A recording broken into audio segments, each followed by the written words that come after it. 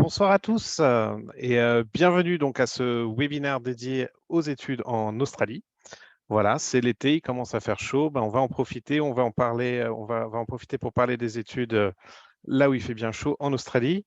J'ai la chance d'être accompagné aujourd'hui par Anthony Craig de l'Université de Queensland. Voilà, il est 2 heures du matin. Anthony, it's 2 in the morning for you.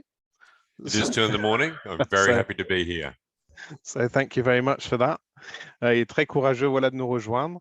Pour ma part, je m'appelle Marc, voilà, directeur de Studi Expérience. Je vais vous présenter, pour ma part, de manière assez générale, le système australien, les études qu'on peut y faire, les universités, les critères d'admission. Et Anthony voilà, va pouvoir aussi nous donner l'éclairage d'une grande université australienne, puisque l'université du Queensland est l'une des 50 meilleures universités mondiales. Donc voilà, vraiment nous donner son éclairage à lui sur ces différents aspects. On va alterner entre le français et l'anglais, ça va être une expérience intéressante aussi. Donc voilà, je parlerai surtout en français, mais je passerai de temps en temps à l'anglais pour faire intervenir Anthony aussi. Voilà, la session est enregistrée, donc si vous vouliez reprendre des points par la suite, vous pourrez visionner le replay, on l'enverra à tout le monde à l'issue du webinaire. Ma collègue Alice est présente également et va gérer le chat, donc n'hésitez pas si vous avez des questions pendant le webinaire. N'hésitez pas à les poser dans l'onglet questions-réponses ou dans la discussion et Alice saura vous répondre en direct pour le coup. Voilà, j'allume du coup mon écran et puis ça va être parti. Hop. Voilà. Anthony, could you just confirm that we're good in terms of the screen share? Yes, you are looking good. Thank you. Brilliant. Bon, écoutez, pour commencer, là, vous avez déjà une très belle image de l'Université de Queensland qui se situe en l'occurrence à Brisbane, sur la côte est australienne. Donc voilà, Anthony va vous en parler de manière approfondie dans un instant. Mais voilà, en guise d'introduction, on voit déjà un petit peu la qualité, on va dire, de ces universités australiennes qui font beaucoup penser aux grandes universités américaines du type Ivy League et compagnie, ou aux grandes universités style Oxford, Cambridge au Royaume-Uni, avec une très belle architecture et de très beaux campus. Donc voilà, ça fait partie des choses qu'on va voir ensemble tout au long de ce webinaire. Rapidement, je vous présente aussi les services de Studi Expérience dont je fais partie, donc, voilà, qui est une entreprise qui a pour vocation d'accompagner les étudiants qui ont un projet d'études à l'étranger, donc notamment en Australie. Donc, on est en mesure de vous aider à cibler les universités, les programmes qui vous correspondent le mieux, et puis surtout de vous accompagner dans toutes les démarches pour postuler, évidemment, mais aussi ensuite pour bien préparer votre départ. Je pense au visa, au logement et à toutes les questions qui peuvent venir en lien avec ça. Et dans ce cadre-là, on travaille en collaboration avec toutes les universités australiennes, et donc notamment l'Université de Queensland qui nous fait le plaisir d'être là ce soir pour ce webinaire. Voilà. Donc, l'Australie pour commencer, je pense que vous connaissez tous. Mais voilà, c'est une destination qui quand même est connue de manière générale pour sa qualité de vie. C'est vrai que des villes comme Brisbane, comme Sydney, comme Melbourne ou Perth, vous allez régulièrement les retrouver dans des classements qui existent, qui vont un petit peu voilà, évaluer la qualité de vie dans ces villes, les villes où il fait bon vivre, on va dire. Donc voilà, là-dessus, l'Australie est quand même dans une position assez dominante. Forcément, il fait beau, il fait chaud, les Australiens sont très sportifs, toujours dehors. Il y a beaucoup c'est un pays voilà, avec énormément d'activités économiques, donc plein d'entreprises où vous allez pouvoir travailler par la suite. Plein de choses à découvrir sur le plan des paysages, sur le plan culturel. C'est un très grand pays puisqu'il fait 14 fois la France, mais avec assez peu habitants, hein. Donc, là-dessus aussi, vous avez de la place. Souvent, vous pouvez profiter. Chaque fois, je suis très jaloux des étudiants qu'on envoie là-bas et qui m'envoient des photos des maisons dans lesquelles ils logent avec piscine et compagnie. Ça fait quand même pas mal d'envieux. Mais voilà, il y a de la place, on est bien. Et ça compte aussi, même si on est là aujourd'hui pour parler principalement des études, c'est quand même un cadre de vie assez exceptionnel. Anthony, would you say that Australia is a nice place to live? I would indeed. I think if you look around the whole of Australia, there's a couple of golden rules that we talk about. The first is the further south you go in Australia, the colder it gets. And typically, the further south in Australia, the more expensive it gets. So if you're like me and you like warm weather and variety, then maybe, and you've got less money, then perhaps Queensland is a good destination. Et le Queensland, évidemment, qui est l'une des régions les plus populaires et les plus prisées aussi, notamment des touristes, avec la Grande Barrière de Corail et toutes ces attractions. Il y a les serpents, les araignées et compagnie, dont on ne parlera pas trop ce soir parce que ça peut en refroidir certains. Mais, mais plus sérieusement, c'est vraiment un cadre de vie vraiment exceptionnel. Vous logez sur le campus, vous avez la plage à côté, vous avez l'université à côté. C'est quand même bien sympa. Voilà. Mais bon, comme je vous disais, on n'y va pas que pour ça en Australie. C'est vrai qu'on y va aussi en tant qu'étudiant parce que vous avez un très bon système éducatif en Australie. Il y a assez peu d'universités australiennes, il y en a 40 en tout. Mais elles sont toutes bien en fait. Il n'y a pas vraiment de mauvaises universités en Australie. Et puis, il y en a certaines dans l'eau que vous allez vraiment trouver dans l'élite absolue au niveau mondial, donc dont l'université du Queensland qui est 50e, je crois. Anthony, what is the current ranking in the QS rankings of the University of Queensland? Where are we at that? We're in the 30s. So certainly most of the rankings for UQ were in the top 50 or top 100 in the world. So I think the group of 8 attract the most government funding of any sort of group of universities in Australia. And that translates into research funding as well as teaching. So a lot of more emphasis probably is on that than in other universities. Although I would say that every university in Australia has to adhere to high quality standards. I think that the group of 8, and in Queensland, there is only one group of 8, and that's the University of Queensland. So if you're looking for a university in Queensland, then certainly group of 8 and UQ would be a good choice. The group of 8, en fait, c'est donc groupe des 8. Ce sont 8 universités australiennes, accessoirement les plus anciennes, aussi les plus prestigieuses. Mais c'est les universités qui vont faire le plus de recherche, en fait, et qui vont centraliser elles seules peut-être 90% des ressources en matière de recherche. Et donc, voilà, c'est vrai que pour ceux qui visent l'excellence absolue, qui veulent une expérience un peu comme le Ivy League aux États-Unis ou comme Oxford, Cambridge et au Royaume-Uni, ou qui veulent vraiment creuser un domaine pour lequel la recherche est importante. C'est vrai qu'en Australie, vous avez beaucoup de moyens, et notamment dans ce fameux Group of 8, pour développer un petit peu ces choses-là. L'Université de Queensland, je pense plus récemment, vous en avez peut-être entendu parler dans la presse parce que ça faisait partie des grands centres de recherche pour les vaccins Covid.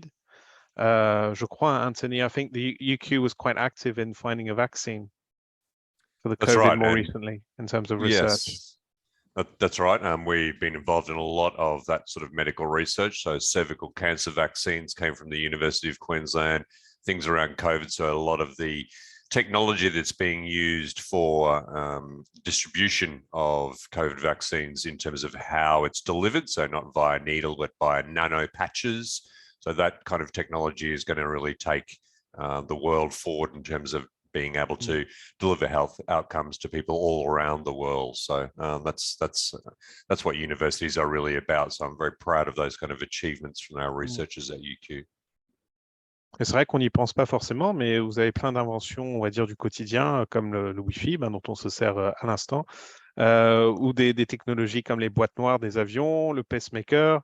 ces choses-là, tout ça, ça vient des universités australiennes, en fait, voilà, qui ont inventé ces technologies-là, qui font partie maintenant intégrante du quotidien de chacun. Je vais passer un peu la parole à Anthony pour qu'il nous présente voilà, l'Université de Queensland dans ce contexte-là de l'excellence académique. Anthony, could you tell us a bit more about UQ's global reputation? Sure. Look, I think those numbers speak for themselves. So where we're positioned in the world is very important to us as a university and to students as well. So we attract not only high quality students, but high quality researchers and teaching staff who want to be involved in a university with this kind of ranking. So this is a really important thing for you going forward, not just in terms of education, but in terms of securing future employment. So be that building on your career or starting a career. So a lot of the things that are ranked and involved in this ranking is not just simply academic quality. There's a range of things that are involved in achieving these and these scores for the university. And yeah, I think this really demonstrates that we're covering all bases when we're looking at student recruitment and when we're looking at academic outcomes for students. Awesome, Anthony. And of course, UQ is also a great location to study. Look, usually I'm doing this presentation while I'm overseas. Maybe when I'm in France, I'm feeling homesick. But given that it's 2 o'clock in the morning here in Brisbane, I'm not feeling homesick. But you can see we are a river city, and this location is an amazing place. We're just 10 minutes from the central business district of Brisbane.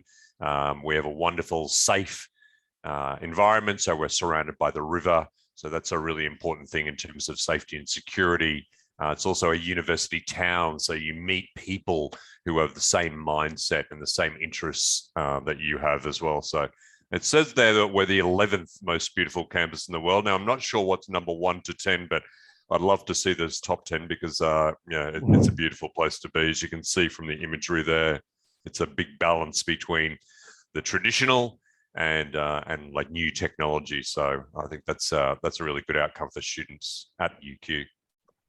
C'est une université que j'ai eu la chance de visiter il y a quelques années. C'est vrai que le campus de l'Université de Queensland est vraiment exceptionnel, comme vous pouvez le voir, je pense, sur ces photos-là. Mais voilà, l'infrastructure dont disposent les étudiants est incroyable, même pour des choses. I have this memory, Anthony, when I visited the campus of the law school. There's like a mock tribunal. That's right. That's right. Yeah. So we have the law courts there. Yeah. It's a wonderful experience and designed to get students involved in a range of things from law through engineering, the science facilities, pharmacy, all those things. So we're looking at how do we make those things practical as well as theoretical. Voilà, c'est ce qu'il faut penser aussi. On parlera plus tard un petit peu des conditions pour partir en Australie et notamment des conditions financières. C'est vrai que ces études ont un coût.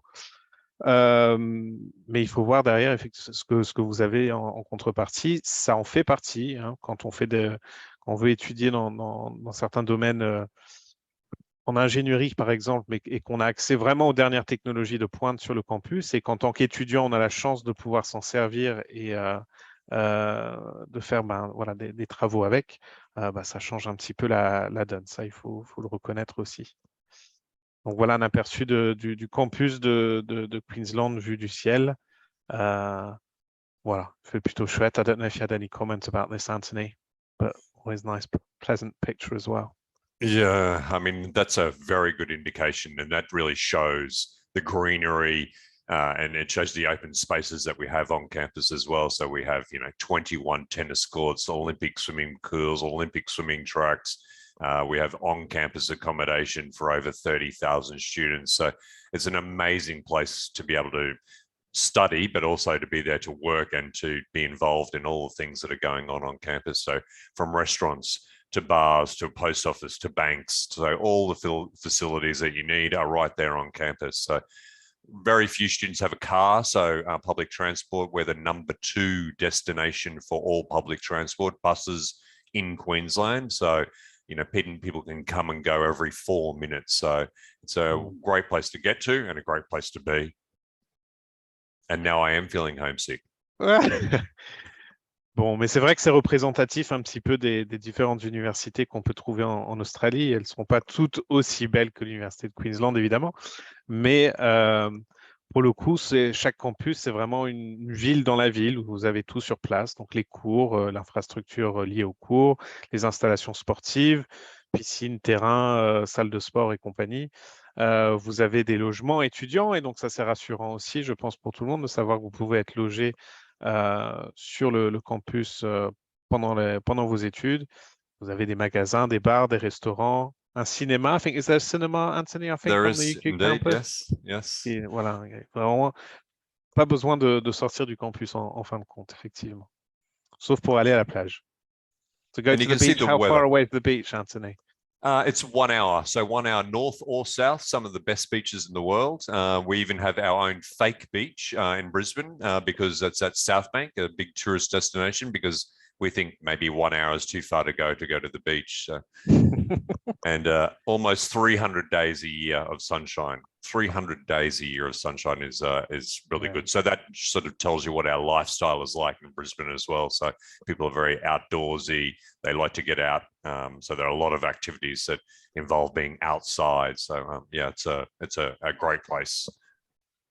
And generally in a winter. good mood as well, I find, in Australia, people are generally happy, which Yes, can't be said everywhere. In Paris, we're not always happy. fair enough. Donc la vie étudiante, bon, encore une fois, voilà, on utilise l'université de Queensland pour illustrer un petit peu vraiment de manière très concrète ce que c'est que la vie étudiante en Australie, mais ces choses-là, on peut vraiment les extraire c'est vrai aussi pour beaucoup d'autres universités australiennes. Pour ce qui est de la vie étudiante, ce qu'on va souvent retrouver dans ces universités, c'est des associations, des clubs, des societies, student societies, euh, euh, dans toutes sortes de domaines. C'est des clubs où les étudiants se retrouvent par centre d'intérêt. Ça peut être des sportifs, des clubs de foot ou de rugby ou machin. Ça peut être vraiment purement par centre d'intérêt, la musique, la culture de manière générale, le théâtre, euh, des clubs aussi par nationalité, donc ça rassure aussi parfois de se dire, ah bah tiens, il y a le club des étudiants français de l'Université de Queensland, par exemple, ou voilà.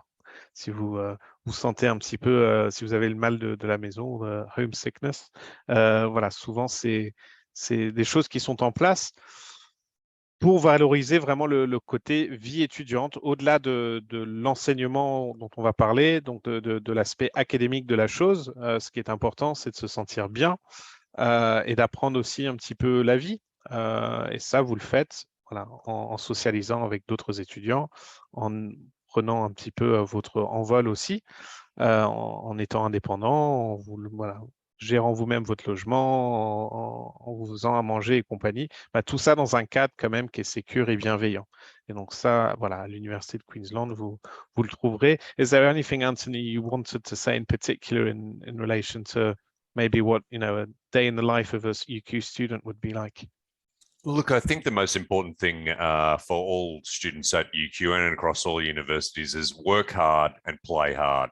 So we don't want people just to come to university just to study academically and not to build relationships. So the purpose of this university and all universities is to build networks. So this is a really important thing to have some fun, but also to meet people who are going to be around. So we have about 130,000 alumni scattered around the world that are active with the university already. So to have those relationships on campus is really, really important. Be they Australian students, of course, we're an Australian university, but international students from around the world as well. So it's a wonderful environment to connect with people from all over the world and get different ideas and different thinking about a wide range of topics. I think that's what really is a great way to facilitate those kind of interactions between our students and our academics who do have an open door policy and are interested in learning and listening to what students have got to say as well. So that may be a difference in Australia, that we have close connections with our academic staff.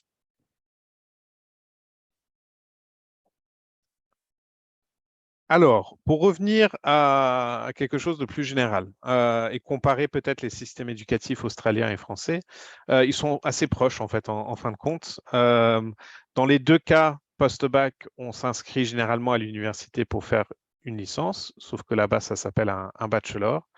Vous auriez aussi la possibilité, si vous le souhaitez, de faire des formations plus courtes, un peu comme les BTS ou les DUT en 2 ans.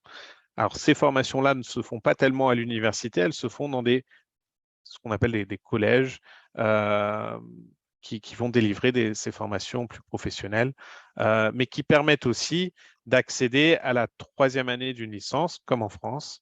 À l'issue de ces 2 années, vous pourriez rejoindre une université en 3e année.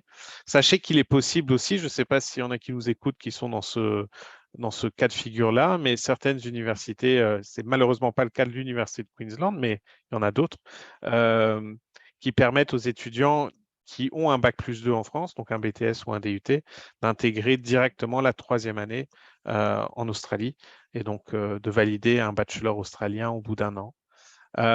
Les masters, quant à eux, se font le plus souvent en 2 ans, comme en France. Vous en avez quand même pas mal sur 1 an et demi également. Ce qui est bon à savoir, c'est que si vous faites donc un bachelor en 3 ans ou un master en 2 ans, à l'issue de ces formations-là, vous pouvez rester travailler en Australie pendant 2 ans. Ce qui est peut-être voilà, un point positif à garder en tête. C'est vrai que l'Australie, ce n'est pas une destination facile à rejoindre pour le travail, enfin, à moins de tirer le gros lot et d'avoir la chance d'être expatrié là-bas. Vous ne pouvez pas juste aller comme ça en Australie et décrocher un travail. Mais si vous passez par la voie des études, ça devient beaucoup plus simple, évidemment. Et voilà, donc vous avez des visas qui vous permettent spécifiquement en tant qu'étudiant issu du système australien de pouvoir rester sur place et travailler quelques années au moins après l'obtention de votre diplôme. Il faut savoir qu'entre la France et l'Australie, les diplômes sont parfaitement reconnus, hein. Donc, si vous validez un bachelor en Australie, vous permet tout à fait de revenir en France et de continuer vos études au niveau du master. Et inversement, si vous avez validé une licence en France, voilà, c'est tout à fait reconnu en Australie. Ça vous permet d'intégrer un master là-bas aussi. Il y a un accord signé entre les gouvernements français et australiens qui voilà, décrète qu'effectivement les diplômes sont parfaitement reconnus chez l'un comme chez l'autre. Quand on choisit son université en Australie, il y a plein de choses à prendre en compte. C'est vrai qu'on va souvent se ruer tout de suite sur les classements et c'est important. Et on le met bien en avant aujourd'hui avec l'Université de Queensland. Mais au-delà de ça, c'est vrai qu'en fonction de ce que vous souhaitez étudier, vous avez aussi différents types d'établissements en Australie. Hein. Donc, vous allez avoir des universités plutôt de recherche, comme l'Université de Queensland, où là, voilà, si vous vous destinez à des études dans le domaine scientifique, mais pas que, évidemment, on donne souvent cet exemple, mais si en tout cas vous vous intéressez à la recherche ou si vous voulez aussi voilà, vous investir dans des études plus littéraires, mais sur une poursuite d'études éventuellement longue, qui déboucherait peut-être sur un doctorat et voilà, et de la recherche ou de l'enseignement par la suite, c'est vrai que ces grandes universités sont le lieu idéal pour faire pour faire ces études-là. Mais vous avez aussi d'autres universités qui sont moins axées sur la recherche, qui vont davantage se concentrer sur l'enseignement, tout simplement, et qui vont voilà, délivrer des formations souvent plus pratiques. Ça ne veut pas dire que dans des universités comme Queensland, c'est pas possible de faire ils proposent aussi des formations en commerce, par exemple, ou dans le tourisme, ou des choses comme ça qui sont finalement assez pratiques. Mais voilà, le cœur euh, de cette université, c'est plutôt la recherche. Vous en avez d'autres qui sont moins ancrés là-dessus. Et donc, si pour vous, la recherche, c'est pas forcément un point important, peut-être que votre bonheur sera ailleurs, à voir. Il y a le coût des études, évidemment, qui va jouer aussi. On en parlera après. Je vous ai préparé un tableau récapitulatif des frais de scolarité. Mais certaines universités vont coûter plus cher que d'autres. Certaines universités vont avoir aussi enfin, un environnement différent. Donc, vous avez vu l'Université de Queensland avec son campus qui rassure énormément parce que les étudiants ont vraiment la garantie de pouvoir être logés sur le campus pendant les études. Vous avez d'autres universités qui sont plutôt implantées dans la ville avec des logements un petit peu répartis partout. C'est souvent le cas à Sydney d'ailleurs ou à Melbourne, qui sont des villes qui attirent aussi forcément énormément d'étudiants. Mais voilà, à prendre en compte, en considération quand vous envisagez quand vous choisissez votre université. Et la taille des classes aussi, on ne regarde pas forcément ces choses-là. C'est vrai que, en tout cas par rapport aux étudiants qu'on accompagne, le critère numéro un, souvent, c'est le classement. Et c'est important, mais il faut regarder d'autres choses aussi. Et c'est vrai que si vous êtes dans une université où en moyenne, vous avez un prof pour 15 étudiants, ce n'est pas la même expérience que dans une université où vous avez un prof pour 30 ou 40 étudiants en moyenne, forcément. Donc voilà, ça fait partie des choses que vous pouvez un petit peu regarder avant de vous positionner sur une université en comparant les sites des universités ou en nous demandant tout simplement aussi un study expérience. Quelques caractéristiques du système australien. Alors, la première chose, c'est que les rentrées ne sont pas les mêmes qu'en France. En France, la rentrée principale, c'est au mois de septembre. Eh bien, en Australie, la rentrée principale, c'est au mois de février. C'est une année calendaire qui se joue. Donc, vous faites vos études de février à décembre. Il y a une deuxième rentrée qui est au mois de juillet. Et, donc, vous pouvez tout à fait envisager aussi. Tous les programmes commencent soit en février, soit en juillet. Donc, vraiment, là-dessus, vous avez le choix. Ce que j'ajouterais par rapport à ça aussi, c'est que c'est un avantage aussi d'envisager une rentrée en février pour ceux qui n'auraient peut-être pas, par exemple, le niveau d'anglais tout de suite requis pour étudier en anglais. Vous pourriez, à l'issue de votre bac ou de vos études, partir dès le mois de septembre, par exemple, en Australie, intégrer une école de langue, par exemple, ou faire des cours de mise à niveau sur le campus et enchaîner ensuite avec la rentrée de février. Ou en profiter tout simplement pour visiter le pays avant de vous dédier corps et âme à vos études. Ce qu'on va trouver aussi dans le système australien, c'est une grosse flexibilité au niveau des cursus et des débouchés. Ce que j'entends par là, c'est que les programmes, vous pouvez un petit peu les construire à la carte. Ça dépend de ce que vous étudiez. Vous avez forcément des filières qui sont déjà très précises. Si vous voulez faire des choses comme vétérinaire ou médecin ou des choses comme ça, bon, les parcours sont quand même plutôt dessinés de manière assez rigide. Mais si vous êtes intéressé par le commerce ou par les sciences humaines, la politique ou des choses comme ça, vous pouvez aussi construire votre cursus de manière assez personnalisée, en fait, en fonction des choses qui vous intéressent ou pas. Donc ça, c'est plutôt sympa. Et puis, flexible aussi au niveau des débouchés. Et ça, c'est une caractéristique pas seulement australienne, mais je dirais du monde anglo-saxon de manière générale. Vous n'êtes pas obligé de travailler dans le domaine que vous aurez étudié en amont.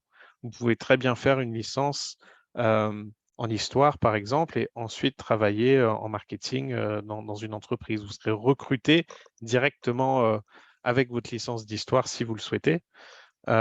Puisque les entreprises vont beaucoup former les jeunes employés et faciliter leur intégration à ce niveau-là. C'est bon à savoir aussi, vous n'êtes pas obligé d'étudier ce que vous allez faire comme métier plus tard. Voilà, en moyenne, c'est 12 à 16 heures de cours par semaine, ce qui peut-être ne paraît pas énorme, vu du système français où on va privilégier plutôt beaucoup d'heures de cours au lycée ou en prépa ou dans les écoles. Ça, c'est une différence culturelle qui est importante dans le sens où, OK, vous avez les heures de cours, mais vous avez beaucoup de travail indépendant à réaliser aussi. Et ce qu'il faut comprendre, c'est que généralement, quand on arrive en cours, il faut arriver préparé. Et les cours servent à approfondir le sujet plutôt qu'à vous donner les bases, en fait. Donc, c'est une autre manière d'apprendre à laquelle il faut s'habituer aussi. Ce n'est pas toujours évident, mais vous avez effectivement moins d'heures de cours. avec par contre la possibilité d'aller solliciter vos professeurs à tout moment. Et vous avez pas mal de travaux en groupe aussi que vous avez à réaliser pendant l'année. Donc, en réalité, c'est quand même assez intensif comme programme. Il ne faut pas penser que voilà, j'ai 12 heures de cours et après, hop, c'est bon, je vais à la plage. Ça ne marche pas vraiment comme ça. Il y a beaucoup de travail à fournir. Et d'ailleurs, j'ai une petite anecdote rigolote. C'est vrai que j'ai une étudiante il y a quelques années qui était partie justement à l'Université de Queensland et qui m'avait reproché, une fois qu'elle était sur place, de ne pas l'avoir prévenue euh, qu'elle allait devoir beaucoup travailler. En fait, elle pensait que ça allait être peut-être une année de vacances ou je sais pas. Mais en tout cas, voilà, elle a vite déchanté. Elle s'est rendue compte, bah non, en fait, il y a du niveau et il faut bosser. On peut s'amuser à côté, mais il faut quand même bosser. Il ne faut pas croire que 12 heures de cours, voilà, c'est ça et puis c'est tout. Voilà. Et donc, l'une des caractéristiques aussi de ces universités australiennes, comme on a vu à l'instant avec l'Université de Queensland, c'est que vous avez ces grands campus, effectivement, avec un bon mix de moderne et de traditionnel, finalement, ce qui est vraiment une caractéristique australienne, puisque c'est des universités, pour la plupart, qui sont assez récentes, mais qui ont quand même été très influencées par les systèmes éducatifs britanniques et américains.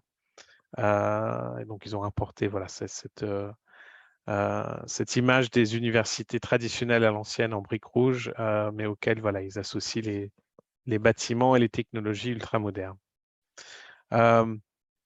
Anthony, sorry, I've frozen you out for a bit there, but would you like to tell us a bit more about what it's like to be taught at the University of Queensland? Look, I think that's a little statistic here that says that we've won more Australian teaching awards than any other university in Australia is a big ticket for us. So it's not just the attraction of solid academics, but we want to make sure that knowledge transfer is key to what we have for all of our students across all of our disciplines and courses. And this is something that we're measured on. So we're very proud of the fact that we have these teaching staff who are able to, be at cutting edge, as you can see in this image, but right down to traditional things like law and all the way through to things like dentistry and medicine and the sciences and engineering. To have very informative and inspirational academics is really important for our university and very important for our students. So I think that's a really important thing for all of us, and you can see that demonstrated through the rankings that we have for student demand, for staff qualifications, maybe not my staff qualifications, but certainly our academics, and in terms of teaching quality as well. So those are consistently good outcomes for the university. And even at the undergraduate level, we're ranked #1 for study experience. So this is just a really good demonstration that the university places a very strong and high emphasis on our students and on the outcomes of our students. So be that from lectures, tutorials, to open groups, to having study groups, to having access to academic staff and to our administrative staff, to the services that we provide, are all really important points to make sure that you have a coherent experience while you're at UQ and you get the outcomes that you want when you leave. Yeah, speaking of which, I guess it's important that people get a job, right, Anthony, once they've finished? Absolutely. And that's what we're gearing people towards, is we want them to be ready to hit the road straight away. So we want people to be employable. We want those outcomes. So a lot of the courses you'll find are all internationally, or at least nationally recognized.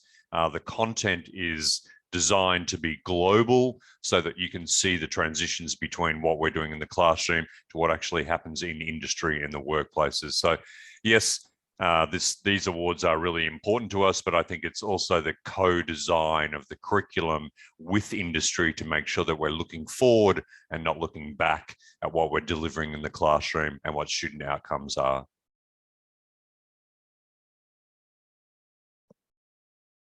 Brilliant, thanks. And yeah, and of course, a diverse student community as well, Anthony.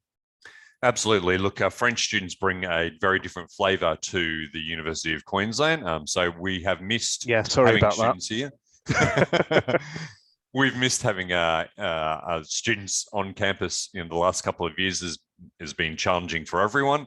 So it's wonderful to have people coming back from all around the world at 145 countries. So that is like a mini United Nations in every single class. So it's a wonderful opportunity, again, to meet people from all around the world, but predominantly Australian students who have an interest in world affairs, who have an interest in the same things that all students have. So it's a great outcome. You can see there from our perspective, we have 61% of our students in undergraduate and about 30% in postgraduate. So that moves and shifts each year slightly, but certainly 20,000 international students spread across our 3 campuses, and yeah, certainly involved in everything that goes on at the university. So yeah, an amazing experience and a great place to be involved where you can meet people from all around the world. And I think actually in general, Australia is one of the countries, if not the country, well, before COVID in any case, that really attracted the most international students, I think, right? Worldwide. Yeah, that's right. I mean, I think safety and security is very important for us. So, you know, people are safe and secure. When they're in Australia, typically we have low crime rates, so that's very important to us. But it's also an attractive destination in terms of, you know, being far away from everywhere else. So we're an island, so we're far away, but we have great diversity, not just natural beauty and our environment, but in terms of the people and the places that we have across Australia, and particularly at UQ. I think we've worked very hard to make sure that we do have a good representation of students from all around the world. We don't want to be dominated by one particular nationality. It's great to have that sort of broad diversity of students so that we have different opinions, we have different thinking, and we have similar outcomes for everyone. Sure. But I find it interesting to see how it's true that Australia is a very attractive destination for international students, but maybe we don't talk about Australia that much in France because it's so far away, I presume. But, you know, if you go, you know, in Asia, India, and all these areas, I mean, it's a completely different story. And I think for them, Australian university represents perhaps, you know, the ultimate goal for many students. I mean, I think traditionally there's been that sort of UK, US dominance of universities, but I think Australian universities present a different alternative, still with the same rankings. So, you know, people who are concerned about the quality of education in Queensland and Australia is very regulated in terms of our universities. So we can kind of guarantee outcomes from our universities here in Australia. So I think that makes it a very positive and attractive place to be.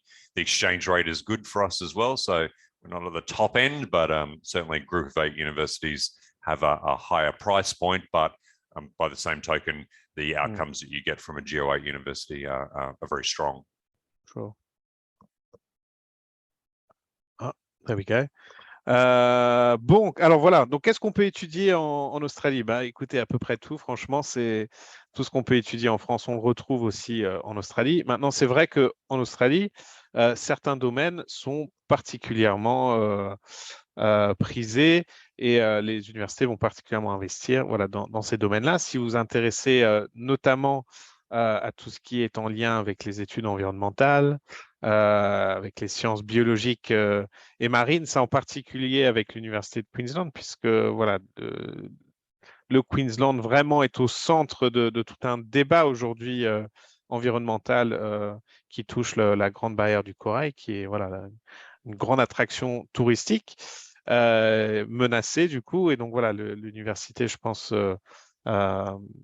met beaucoup de moyens, on va dire, dans la recherche pour voir ce qu'ils peuvent ce qu'ils peuvent apporter par rapport à tout ça. Et pour ceux qui s'intéressent aux sciences marines, c'est vrai que voilà, il n'y a pas vraiment meilleur endroit au monde, je pense, pour poursuivre vos études. Mais bon, il n'y a pas que ça. Vous avez beaucoup de cursus en finance, en comptabilité, en ingénierie, puisque vous avez une industrie minière qui est extrêmement forte en Australie. Donc là, pareil, quand on parle de cursus qui sont créés en partenariat avec les entreprises, ce que disait Anthony tout à l'heure, c'est vraiment important, effectivement, pour ces entreprises de former des étudiants qui tout de suite sont opérationnels, aussi bien sur le terrain pour les ingénieurs que sur dans les bureaux, voilà, avec les services de finance, de droit international, le tourisme. très important aussi pour l'Australie, puisque je crois que c'est la peut-être deuxième ou troisième source de revenus du pays. Voilà, donc toutes sortes de choses, mais bon, plus largement, voilà, tout ce que vous souhaitez étudier, vous pourrez le trouver en Australie. Anthony, these are some of the subjects that UQ excels at. That's right. So these are up to the top 30 in the world. These are both the QS and the US ranking systems.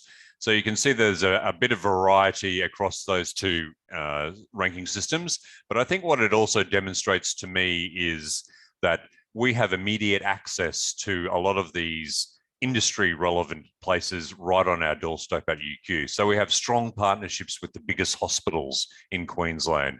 We have our own training mine where we're training engineers in occupational health and safety and a wide range of things in the engineering space. We have a research station on the Great Barrier Reef. We have a research station on an island here in Brisbane. So our access and the ability for us to get out of the classroom and do things that are immediately relevant to all of these areas is very, very important.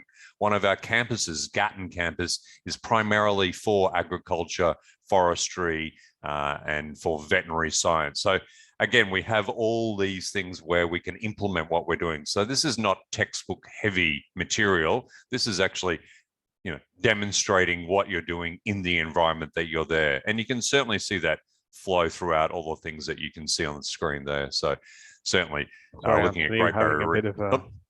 That's all right. Having a bit of a crisis with the slides there. There we go. So look, you can see from there that we have some very strong research areas. We have some very strong teaching areas at the undergraduate and postgraduate level, as well as research. So Mark showing some of these things that we do in these spaces. And it's wonderful to see women in science and women in STEM. That's very important to the university, but certainly environmental science, anything around equine science. So we do a lot in horses and cattle, and a lot in production animals as well. Wildlife science, clearly we're in Queensland, so we have a very big state, and that state is both beaches, rainforest, and industry. So we have really good opportunities to connect people and our students with industry and with jobs as well. Architecture. Now, many of the buildings built at UQ over the last 20 years have been by architectural students from the University of Queensland. So a number of them have won some very significant awards. There's a lot of work goes into sustainability, into environmental flows. So a lot of things that happen in these spaces are designed for students, but also designed, with the environment in mind as well. So a wonderful opportunity. Architecture, regional and town planning is very big for the university. That's an important point, particularly in Queensland, where it's a very big growth area. Humanities, you can see there's up to 40 study areas. So it's a wonderful opportunity to be flexible. I think you mentioned before, Mark. That's important for UQers to be able to pick majors or pick minors. So you can choose 4 subjects or 8 subjects in particular areas, and combine things that you really want to do. So if 40 of us did the same Bachelor of Arts, at the end, we'd come out with very different degrees with a very different focus. So that's a really important outcome, and I think a strength of the education system for Australia, and certainly the range of programs that we have at UQ as well. Am I right in thinking, Anthony, that UQ offers some double degrees as well, where you can take 2 majors?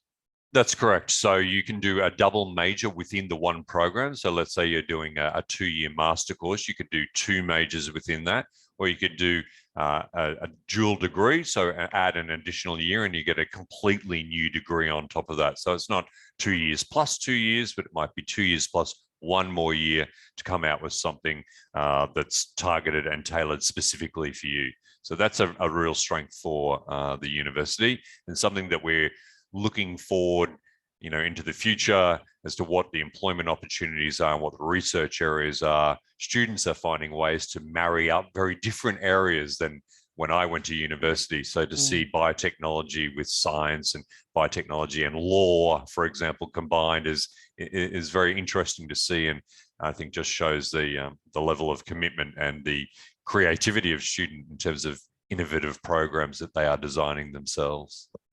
I think it's a good strategy as well, because a lot of the jobs that will be, around in 10 years' time don't exist yet. I think most of them don't exist yet. It's 80% or so of the jobs that in 10 years' time don't exist yet. So in light of that, I think having a holistic approach to education and mixing different subjects can be a good move. Absolutely. And we have a program at UQ which we encourage students to do from their first semester. It's an employability award. So you can do a certain number of activities throughout your undergraduate or your postgraduate degree. And at the end, you come out with an employability award. That employability award is about competencies that you've achieved and things that you've done whilst you've been studying. And so that makes you very attractive as a potential employee working in Australia or indeed around the world, because it shows that you've got some competencies to be able to work in a particular industry or a particular field. So they're really important things, how we're connecting the education and the employability together. And I think that will set us apart from some other universities in terms of the commitment that we have towards ensuring that our students are job ready and graduate ready to be employed. Well, and yeah, in case in point in business, I suppose, where I know that the tourism, hospitality, and event management is particularly popular with French students. In fact, I don't know if you can confirm that or not. Absolutely, that's very true. And look, again, I think this just shows the industry connections that we have. So from 5-star hotels at the Gold Coast and in Brisbane and all throughout Queensland and across Australia, of course, and internationally, we're the only university in Australia to have World Tourism Organization accreditation. So that's an international, recognized qualification. So that's very important to us. And yeah, really important for mobility. So we have students who are now working at the W Hotel all around the world, or working in particular hotels and events and tourism areas everywhere. So certainly that's a very popular program. And I think for French-speaking students, we have seen, and French students generally, that as an important program at UQ. Yeah. And perhaps an interesting alternative to some of the Swiss schools that I guess people are more familiar with here. But yeah, might as well go for the sunshine, the way I see it. But hey, engineering, of course, that's a big thing. Absolutely. And we've just had another building built on campus, the Andrew Liveris, who was the CEO of Dow Chemicals, so biggest chemical company in the world. He contributed monies towards that building as well. So a lot of advanced engineering spaces. So you can see here, this isn't a classroom with desks. These are actual engineering students doing actual engineering programs. And a lot of them work together with industry. So they're looking for solutions, or they're looking for particular innovations. So we group students together to work on small projects to try and come up with ideas and innovations to help industry and businesses with engineering solutions. So certainly the range of engineering programs in UQ is very broad and wide, but you can specialize in particular areas or have a broader sort of focus across the engineering at a master's level. Is there a general engineering course at UQ, Anthony? There is. So we have a bachelor and a master of engineering. In the end, you have some specialization or some major, but certainly you can take courses from right across the spectrum of engineering.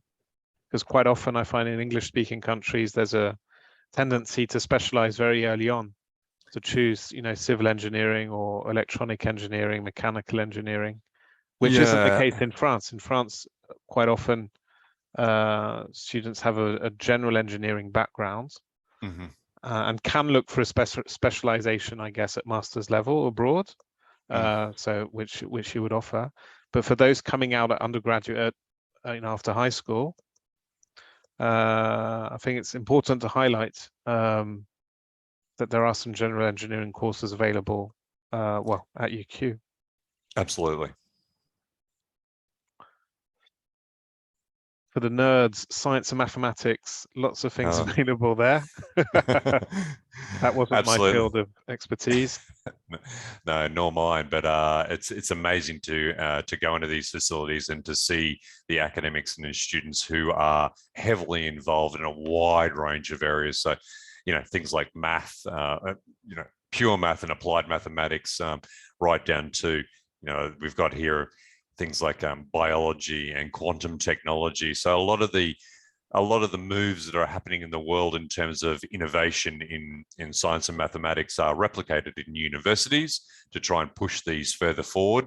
So we do see students moving into this sort of STEM, these science, technology, engineering, mathematics areas. So yeah, look, there are a wide range of things there that are course specific or have a research extensive or intensive part of the program as well. So students can choose from applied outcomes or going into further research when they graduate as well. So yeah, a lot of areas, a lot of specialized places at the University of Queensland across a wide range of facilities that offer things. We have the Pharmacy Centre of Excellence. We have veterinary schools that are #1. All your medicine programs, all your health science programs are kind of wrapped up in science and mathematics. Before moving on, actually, I've got a couple of questions that I feel maybe we could address now. Sure. One of them is, what would be the difference at master's level between a course that's 1.5 years and one that's 2 years? So typically students who take a 1.5-year master's have a background in that same area. So if I'm moving into, let's say, food science and technology, then I'll have some subjects or some past courses from my undergraduate degree in that field. So that will cut down the degree from 2 years to 1.5 years. So those that don't have a background, we use that first 6 months or that additional 6 months as a lead in and to get the foundational subjects covered off before you move into a particular specialization. So it's really about background, and we look at the assessment. And Mark, you and your team are experienced in this area with UQ. You can provide guidance in terms of that, but certainly from the university perspective, we look at academic transcript. We look and see what subjects have done and how does that apply to the degree that your students are interested in. Sure. And I get another question, which I think makes sense at this stage: is it possible to do maybe internships during a bachelor or master's degree? Is that something that international students have access to? They do indeed. So there are some programs that have internships. More programs lend themselves to internships than others, but certainly there are a lot of opportunities for internships, for volunteering, for paid work during the semester break. So we often will see between November and February each year is the long summer holiday here in Australia.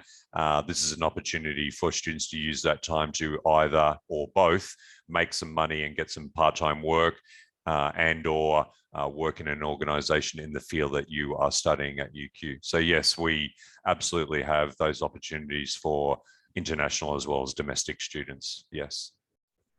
Sure. Thanks, Anthony. On va repasser un petit peu au français pour vous parler cette fois-ci des conditions d'accès aux universités australiennes. Et comment se passe du coup une candidature? Qu'est-ce qu'il faut avoir comme dossier, comme note éventuellement, et qu'est-ce que ça peut coûter tout ça? Alors la première chose à savoir, c'est que les candidatures se font sur dossier. Il n'y a pas de concours particulier comme on peut avoir en France. C'est un dossier que vous devez fournir dans lequel vous allez intégrer vos relevés de notes, les relevés de notes du lycée si vous postulez pour une licence, un bachelor, ou alors tous vos relevés de notes depuis le bac, bac compris, si vous postulez à un master.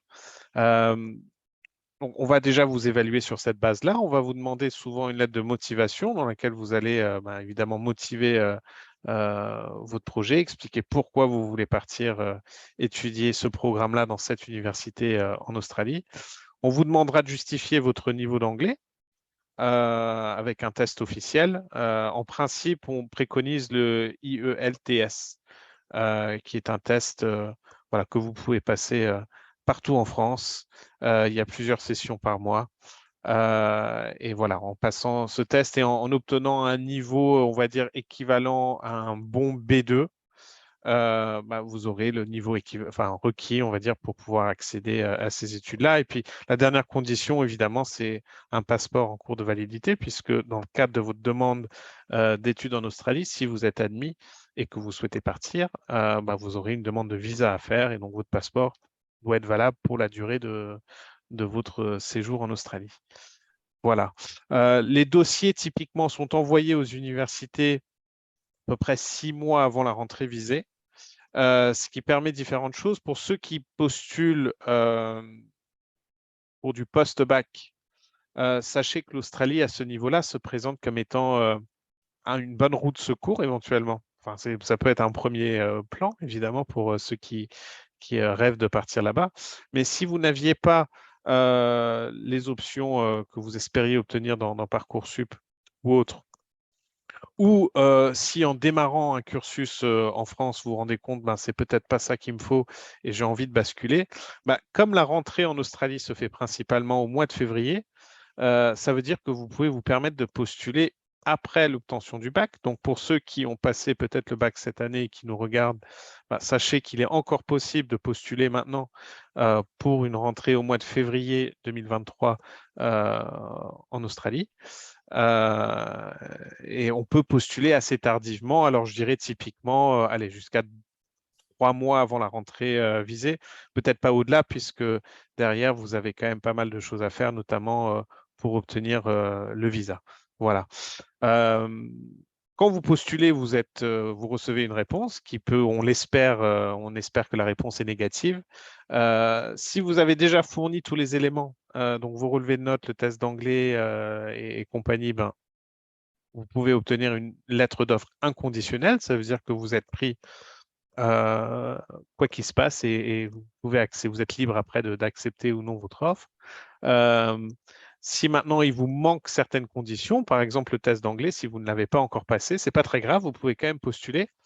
Et si votre dossier est admissible, on vous fera une offre conditionnelle. Ça veut dire, voilà, on vous prend sous réserve de valider l'IULTS en l'occurrence avec telle ou telle note. Voilà. Et pour ceux qui seraient éventuellement un petit peu justes sur le plan académique ou linguistique, donc voilà, si vous aviez des notes qui étaient en dessous des critères des universités ciblées, ou si en anglais, vous n'étiez pas encore au niveau B2, en l'occurrence, il existe aussi des programmes de mise à niveau en amont. Il existe ce qu'on appelle une Foundation Year, qui est une année de préparation, là pour le coup, une année complète, qui vous met à niveau à la fois sur le plan académique et linguistique, et qui sera assez accessible au niveau post-bac. Là, ça, c'est plutôt une année qui est destinée aux bacheliers. Mais vous avez aussi des programmes passerelles qui s'adressent pour le coup à tous les niveaux. Et donc, c'est surtout là, si vous manquez quelques points en anglais, il est possible d'intégrer une mise à niveau linguistique à votre formation. Et donc, vous partiriez dans ces cas-là peut-être 2-3 mois plus tôt pour vous mettre à niveau et vous enchaîner avec la rentrée ciblée en février ou en juillet éventuellement. Si on prend les critères d'admission de l'Université de Queensland spécifiquement, dont on a parlé aujourd'hui, pour vous illustrer un petit peu à quoi ressemblent les attentes de ces universités-là, vous allez voir qu'en fin de compte, ce n'est pas si inaccessible que ça. Au niveau post-bac, selon la formation à laquelle vous postulez, on vous demandera typiquement d'obtenir entre 11 et 13 de moyenne générale. Avec parfois une note dans certaines matières cibles. Donc, si vous voulez faire, par exemple, des études scientifiques, des mathématiques ou de l'ingénierie ou des choses comme ça, on peut vous demander d'avoir l'option mathématiques ou physique, par exemple, dans votre bac. Mais ça ne concerne pas toutes les matières. En l'occurrence, si vous vouliez faire de la politique ou du tourisme ou des choses comme ça, il n'y aura pas de prérequis particuliers au niveau des matières à faire. Au niveau post-licence, donc pour le master, on vous demandera d'avoir validé une licence ou un bachelor. avec une moyenne voilà, qui oscille entre 10 et 12 de moyenne générale, voilà, en principe sur l'ensemble des 3 années de la licence. Et puis pour le critère linguistique, donc l'IELTS, voilà, c'est International English Language Testing System, je crois, on va vous demander de valider un niveau B2, ce qui correspond à un score de 6,5 à 7 sur 9. Voilà. Et donc, il faut une moyenne qui se situe dans ces eaux-là et aucune note, puisqu'on va vous évaluer à la fois à l'écrit, à l'oral et en compréhension, aucune note du coup qui se situe en dessous de 6 généralement ou de 6,5 si le programme visé est plus exigeant sur le plan linguistique. Voilà.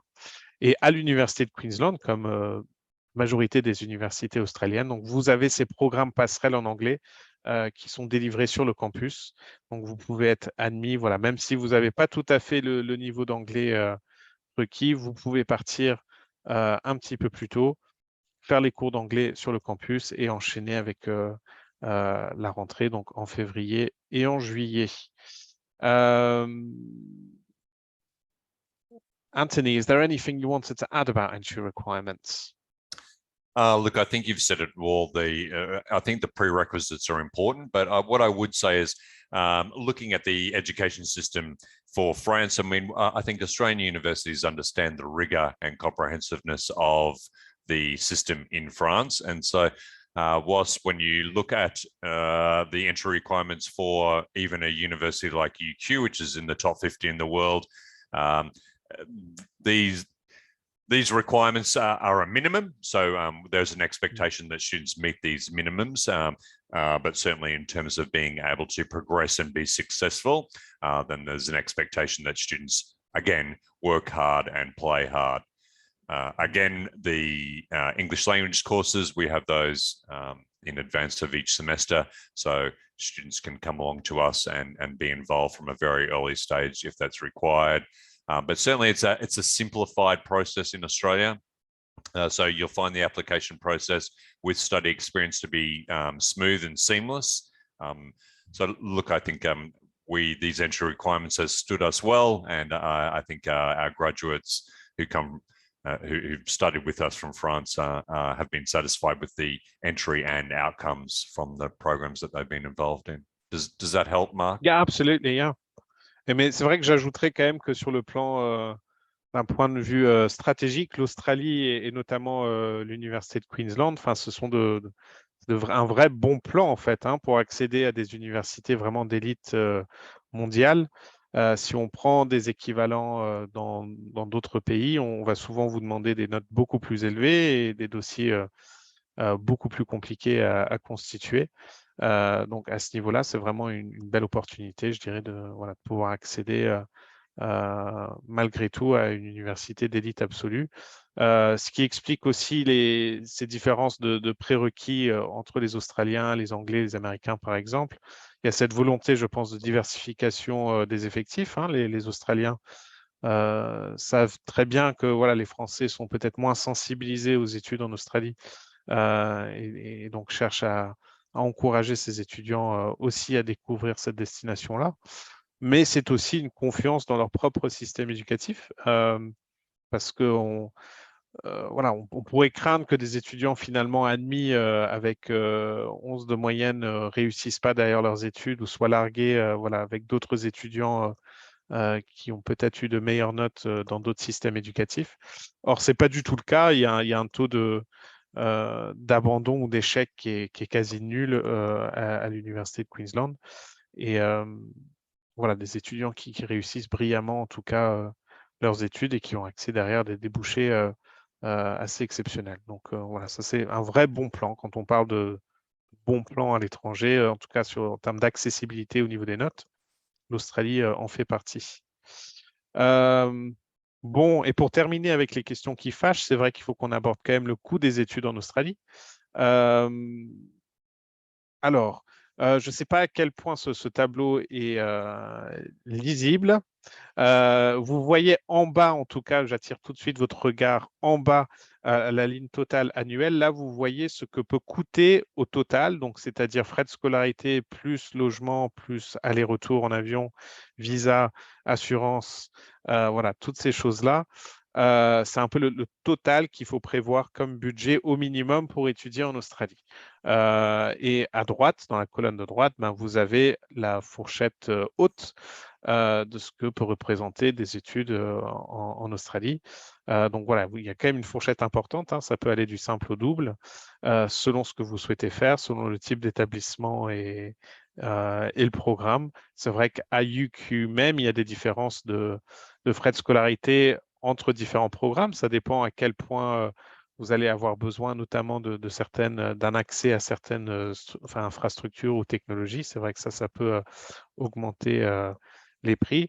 Je ne vous cacherai pas que les universités comme l'Université de Queensland et plus largement les universités du groupe D8, donc ce fameux groupe d'élite australien, vont plutôt se situer quand même dans la fourchette haute. Mais voilà, vous avez aussi pas mal d'universités de qualité également et qui vont proposer des études à un prix un petit peu plus accessible. Il faut quand même comparer avec ce qui est comparable. Et c'est vrai que si on prend ces études-là et le coût de ces études et qu'on les compare avec ce qui est proposé au Royaume-Uni, par exemple, Canada ou aux États-Unis, eh bien, l'Australie s'en sort pas si mal en fin de compte. Elle reste même assez compétitive. C'est vrai qu'une université américaine du même niveau, du même ranking, pourrait coûter voilà, peut-être 60-70 000 euros l'année. Donc là-dessus, on est quand même sur quelque chose de plus accessible. Et le Royaume-Uni, bah, depuis le Brexit, les frais de scolarité ont beaucoup augmenté, malheureusement, heureusement pour certains. Et voilà, ce qui fait qu'aujourd'hui, si vous vouliez aller dans une grande université londonienne, par exemple, ben, on serait idem sur un budget qui excède la fourchette haute australienne. Donc, c'est vrai qu'à choisir, finalement, il y a un calcul peut-être à faire hein, entre intégrer une université londonienne ou australienne euh, au même tarif à peu près. Voilà, qu'est-ce qui vaut mieux in fine? Voilà, chacun aura peut-être un avis à donner là-dessus. Ce qu'on n'a pas évoqué pendant la présentation et qui est quand même important, c'est que vous avez la possibilité avec un visa étudiant en Australie de travailler 20 heures par semaine et autant que vous le souhaitez en fait pendant les vacances. Donc ça vous permet quand même de participer un petit peu au coût de vos études, peut-être d'amortir les frais courants notamment.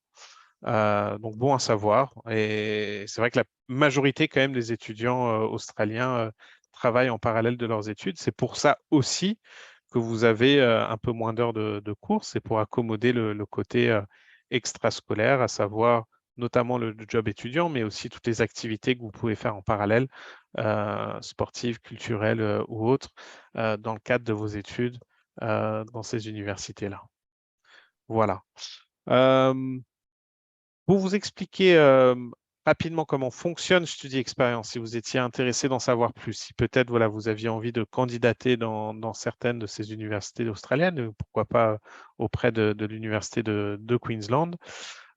Chez Studi Experience, on fonctionne en deux étapes. Une première étape qu'on appelle le bilan recherche et stratégie, qui consiste à faire le point avec vous, à dégrossir un petit peu le projet d'études que vous avez et à identifier précisément dans quelles universités et dans quels programmes vous pourriez postuler en Australie ou ailleurs. Hein. On s'occupe des dossiers sur beaucoup de pays, principalement anglo-saxons, mais de plus en plus, on nous demande aussi des pays comme les Pays-Bas, l'Espagne, l'Italie, voilà, qui sont peut-être un petit peu plus proches aussi.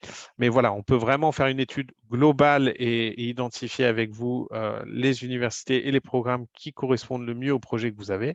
Et puis, dans un deuxième temps, on peut vous coacher. C'est un service de coaching pour monter le dossier, le présenter aux universités et vous accompagner dans toutes les étapes qui se succèdent au départ à l'international.